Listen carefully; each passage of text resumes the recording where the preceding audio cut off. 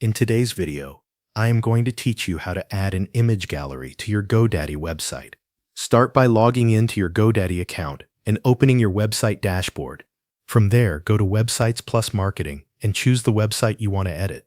Once you are on the correct site, click Edit Website or Edit Site to open the GoDaddy website builder. After the editor loads, go to the page where you want your image gallery to appear. Scroll down to the exact area where you want to place it. When you find the right spot, click the Add Section button that appears between the existing sections on the page. You will then see a list of section types you can add. Look through the available categories and select Photo Gallery or Gallery depending on the option shown in your editor. Next, choose the gallery layout that best fits your website. GoDaddy usually provides a few different styles, so select the one you want to use and then click Add to place it on the page.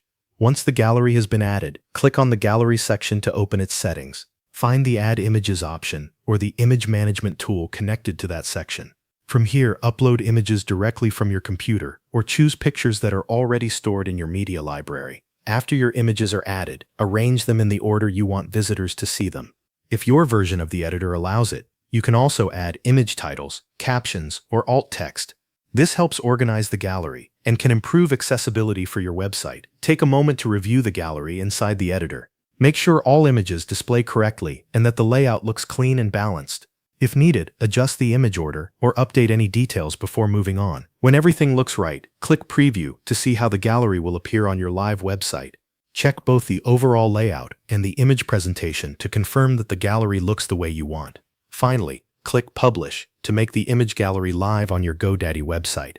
Your visitors will then be able to view the new gallery on the page you selected. That covers everything you need to know. Thanks for watching.